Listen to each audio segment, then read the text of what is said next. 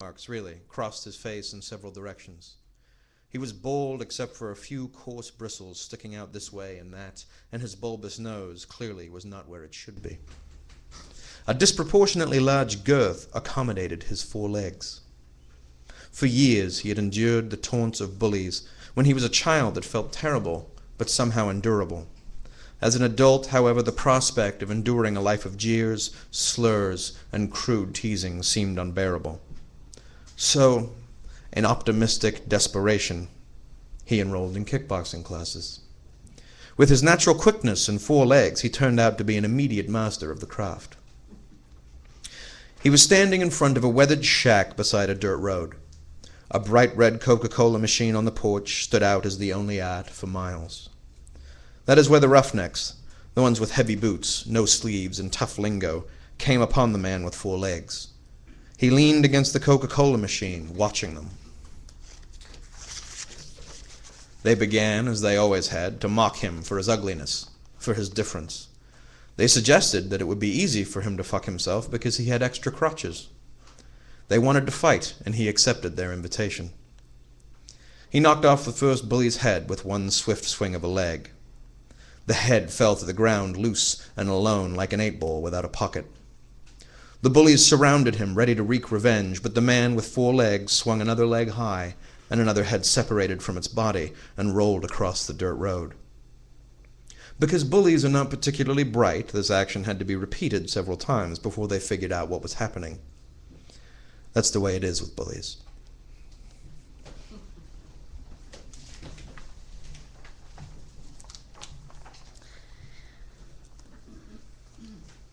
He showed me the TV room first.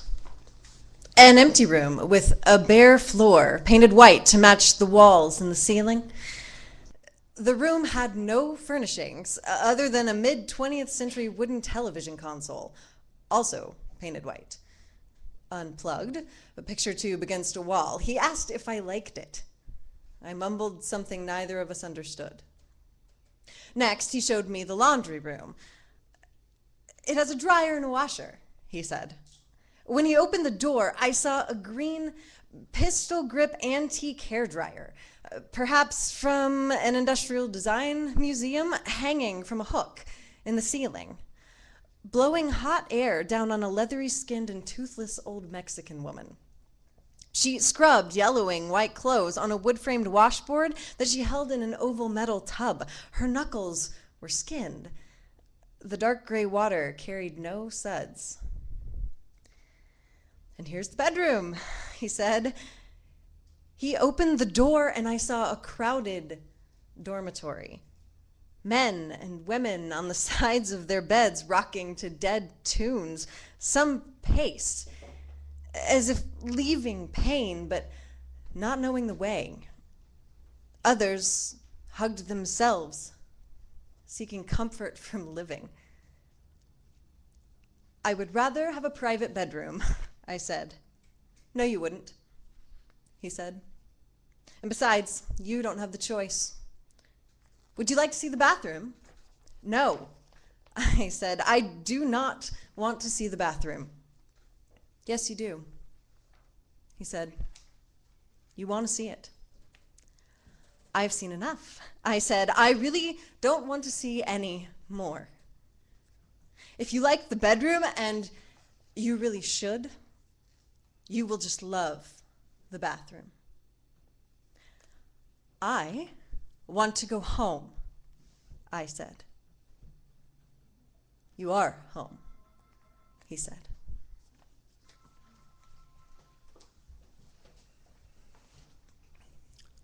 Late night snack.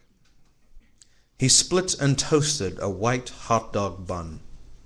Afterward, he slathered it with butter. The butter melted and soaked into the sweet bread stuff.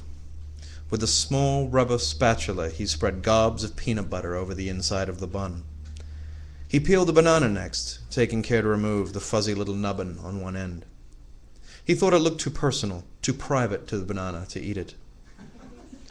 He nested the banana in the warm, gooey bun, added a little more peanut butter for aesthetic reasons, and ate it all. "Next time," he said to himself while picking crumbs from his plate, "I should use a whole wheat bun.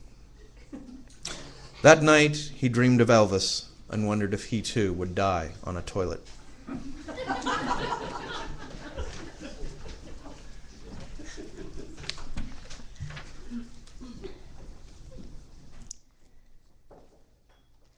They emerged from a city transit bus together and walked along an autumn evening street, a lanky young man in a tracksuit and a short woman dressed for the world of business.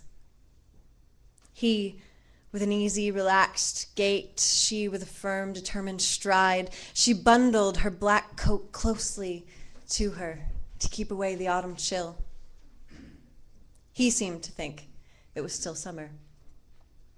They talked as they walked through golden leaves on the sidewalk. He sometimes laughed and she would briefly smile.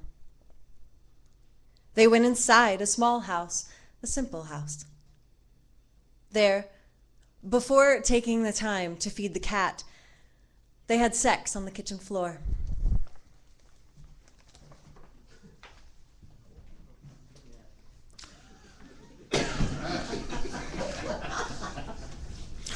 When the furnace turned on, the heat was welcome.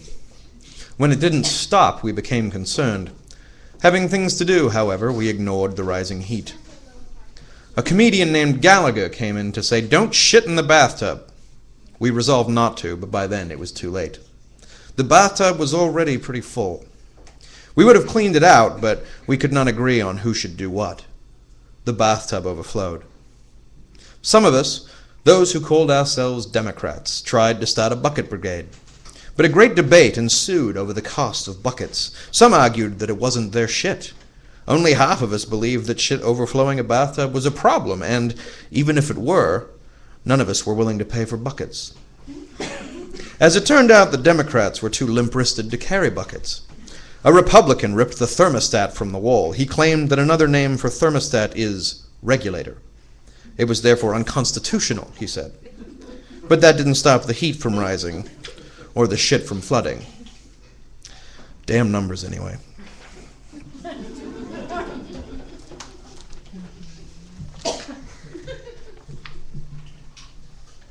You were brass again last night. You were completely brass all evening.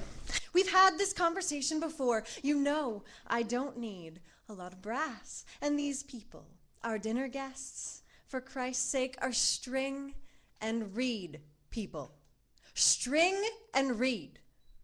And you knew that before they arrived, but oh no, you had to be brass. No one could even hear the strings. I was so embarrassed. What? No way.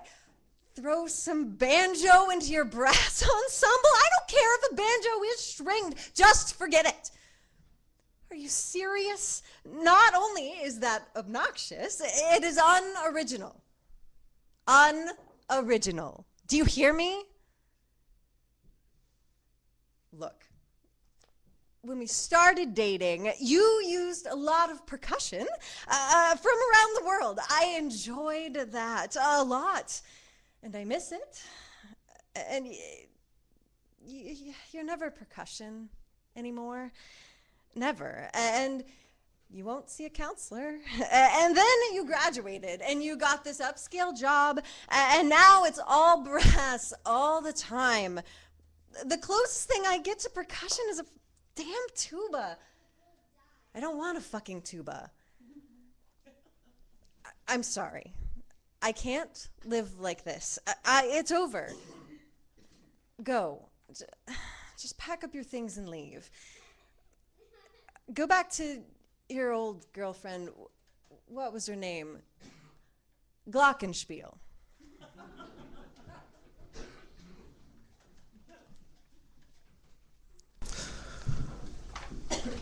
Mr. Pokey wants in. Wearing a winter coat in July, he stares through the shop window. He adores the merchandise, lingerie, bath notions, and sensual gifts for women. He adores the lovely sales clerks, the way they laugh, tilt their heads, and sometimes drop their hands slightly at their wrists, as if to emphasize their softness, their gentleness, their vulnerability. but it is their vibrant cheerfulness that fascinates him most. He does not use the word vibrant, but if he knew about it, if it were part of his vocabulary, that is what he would say. I love their vibrancy, Mr. Pokey would say. He doesn't enter the shop. He never does. On sunny afternoons, he carries his belongings in bags down Fifth Avenue and stops at the shop window for never more than a minute. They call him Mr. Pokey because, as he leaves their window, he walks so slowly. He has no idea what they are laughing about.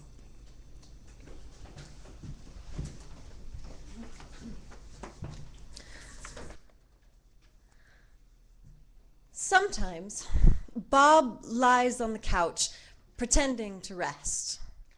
His hat covers his eyes. No one can tell whether his eyes are open or closed. They are open. If he were to close them, he might actually rest, but Bob prefers to pretend. Pretending consumes his life. He pretends to enjoy the company of others and to enjoy being alone. He pretends that he doesn't pretend. In the morning, he pretends to look forward to the day. In the evening, he pretends he's accomplished more than he expected, when, in fact, he didn't expect anything. Sometimes he pretends to go for a walk, but actually goes to a bus stop and sits. Other times, he pretends to wait for the bus. When the bus arrives, he goes for a walk. Once, he pretended that he died, but in the morning, he was still alive. He thought this ironic because every day he pretends to be alive, but does not die.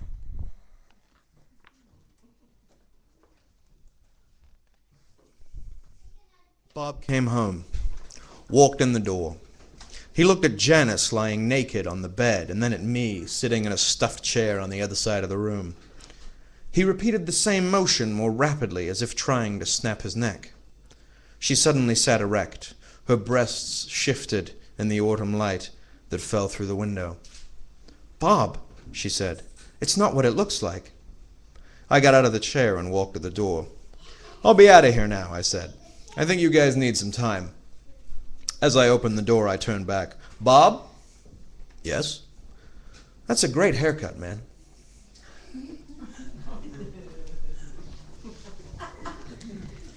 We never realized how large the kitchen window was until the day that Bob threw the stove through it. That was also the first time we saw daylight. It showered us with silvery pellets, filling every crevice in the room, wrapping the roaches in magic. Bob left soon afterward. We've not seen him since. This story explains why we bathe in sunlight every day, and why our family has the old saying, "If Bob comes back, throw me through the window."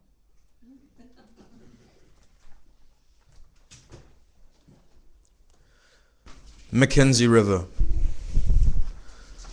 There were moments we glistened like rushing water on mossy rocks, in Oregon mountain sunshine, naked, not caring for shade, laughing, not wanting more than the moment to last.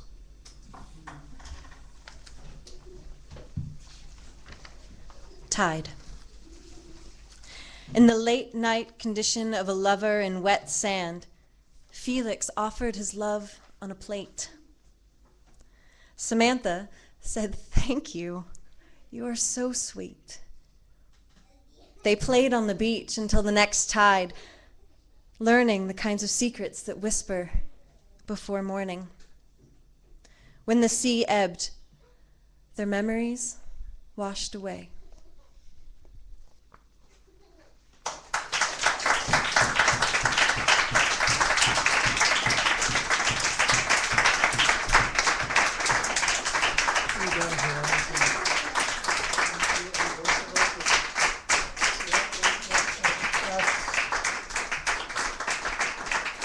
One of the most wonderful experiences I've ever had.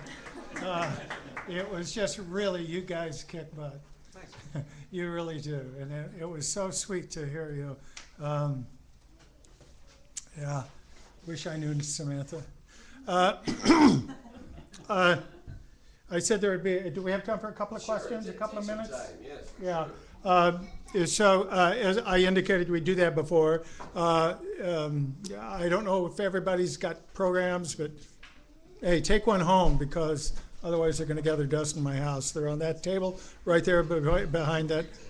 Oh, they're right up here on this green table here where you sign up for an open mic. Also, I wanted to mention there are a couple of books of anthologies that I've been in. The Little Red anthology and also the Red Light anthology of the erotic festival, Seattle Erotic Festival of 2011. And I've got 2 poems in each of those books. If you're interested during the break, just buy one. Also, please remember that Beau's play is opening tomorrow night, Odd Duck Theater. We're going on Saturday. Yeah. And I want to just ask if there are any questions or comments. I'd prefer questions, but it's a free country, right? Does anyone have anything that they'd like to throw at either me or Noel and Beau about what you've just heard? Yes. How did you guys find each other? Oh, well, we all found each other through the Little Red Studio. And we've just a whole lot of, a Little Red Studio was a kind of a cauldron of many, many artists of many disciplines. And so we all came in there and bubbled around in the cauldron with each other, and some of us continue to be connected. Little Red Studio does not really exist anymore in that form. Now. Yeah, it's rebuilding, but we'll see what happens. Thank you for asking. I have a comment and a question. Yeah. It's a question to the two of you, but I knew it was your poetry, but Yeah. when you read, I kept thinking it was yours. It was something about the way you read it, and I understand that. But I was wondering what it was like. I wonder what it was like to read. These Why don't you- this is a poems, 'cause they video, why weren't don't you come yours, over here? But you seemed like you made them yours. You're gonna What was use the your mic. experience with that was? Go ahead. Well, I've been lucky enough to do this with Tito before. We've done this a couple of times now, and so this is something I really enjoy doing. In large part, I write, but I am also ridiculously busy, and my writing is highly emotionally based. And so if I'm in a good place, I don't do a lot of writing, and so it's a really nice creative outlet for me to be able to work with other people. And so I have a bit of theatrical training, and it's well applied to this. And so it's a lot of fun, and I enjoy doing that. But